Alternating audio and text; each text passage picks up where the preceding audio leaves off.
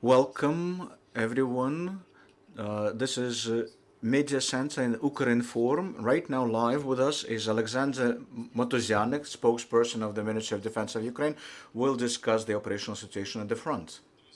Friends, welcome.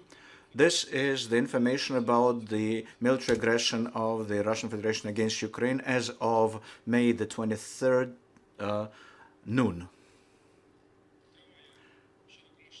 The full-scale military aggression against our country continues. The main objective of the enemy stays the same, trying to encircle the grouping of the joint operations forces and instill full control of Luhansk and Donetsk Oblast and have a land corridor established to the temporarily occupied territory of Republic of Crimea.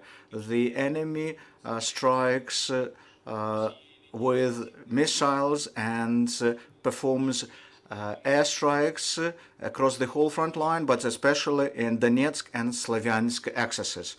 The enemy keeps launching Kalibr cruise missiles launched from the sea. Now, about the main axes where the heavy fighting is going on. At Kharkiv axis, the Armed Forces of Ukraine counter the troops of the Sixth Army of the Western District, Baltic District of the Baltic Fleet, and the First and the Second Army Corps, where the enemy tries to regain the lost positions, uses the reconnaissance systems, and continues to fire at our positions. At Slavyansk axis, we are fighting the Russian troops that relaunched offensive near the Dovgenka village.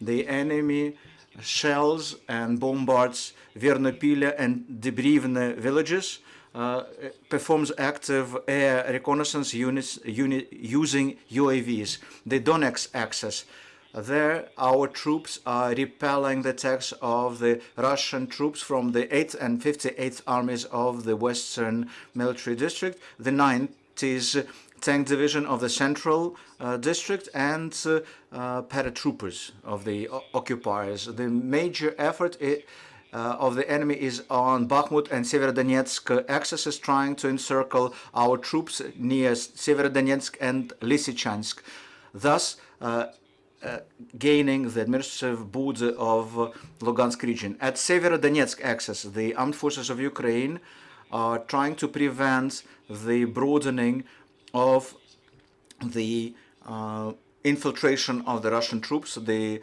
enemy conducts offensive near Severodonetsk, where the heavy fighting is going on. Near village Metyolkino, the attack of the enemy was repelled, and incurring losses, the enemy retreated. At the same time, the enemy doesn't leave the efforts to cross the river Siversky Donetsk, thus trying to accumulate the pontoon bridge equipment.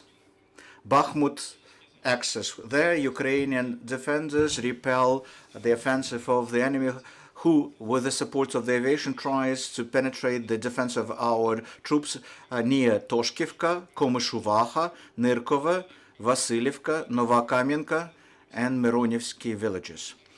Right now, there are very heavy fighting going on there. In order to develop the success, the enemy keeps ready the second echelon troops and the reserves, including tactical missile complexes Tochka-U. The southern Bug axis, the situation stays the same. The groupings of Russian troops from the 8th, 48th, and 22nd Corps are trying to defend the established defense lines and disallowing our troops to regroup reserves. At Kryvyi Rih and Mykolaiv axes, the enemy continues to shell our positions, destroying our industrial and social infrastructure using the reconnaissance jets, UAVs, as well as artillery sites. At Siversk axis, the enemy performed artillery shellings in the villages of Gremich, Mykolaiivka, Kucherivka, Spasska. In the future, there is the threat of continuing of missile strikes at military and civilian infrastructure and artillery shelling at the border regions of Ukraine to disallow our troops to regroup. In Volyn and Polisia axes, there the situation hasn't changed substantially. The defined units of the armed forces of Belarus, up to 7 battalions, continue to perform tasks on strengthening the Ukrainian-Belarus border region in Brest and Gomel Oblast. Chernomorsk and Azov operational zones, the Black Sea and Sea of Azov, that's where the enemy ships are trying to isolate the combat zone, conducting reconnaissance on the shoreline. As of today, the readiness to use missiles in Black Sea are being performed by 2 MLRS type caliber, total number of missiles 16. Still, the armed forces of Ukraine continue to destroy the Russian occupational forces. Yesterday at Donetsk and Lugansk axes, our courageous soldiers repelled 11 attacks, destroyed 6 tanks, 10 armored vehicles, 6 military vehicles, also shot down Arlan-10 UAV and Su-25 jet, aviation and anti-air missile units of the Air Force of Ukraine, destroyed 4 cruise missiles of the enemy. You can see here the total losses of the enemy from February the 24th. That's it from me. Glory to Ukraine. Glory to the heroes. Colleagues, your questions, please. Thank you. Ukrinform, tell us please the tactics of scorched earth in Severodonetsk. Will it result that there would be no sense to defend those positions? So what could the armed forces of Ukraine counter to these tactics? Next, the strengthening of the Russian forces in the area of Kupinsk. Can we expect that there will be more active offensive in Donbass from that axis? Well, your first question.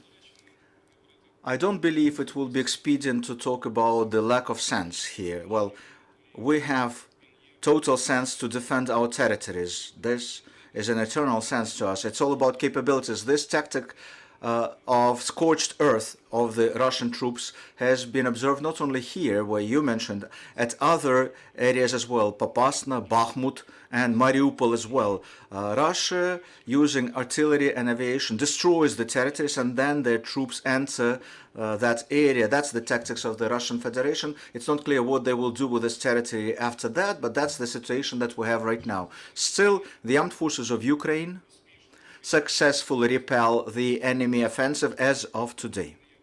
I am fully convinced that our actions will be successful. As to your second question, the strengthening from that side comes always. The fighting there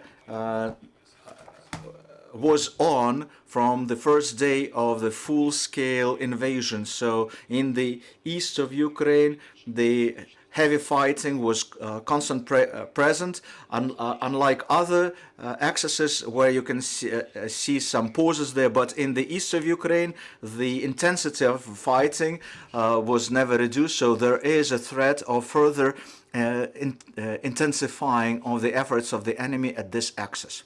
Thank you. More questions, please? No further questions. Thank you, Alexander, for joining us. Thank you, and see you next time.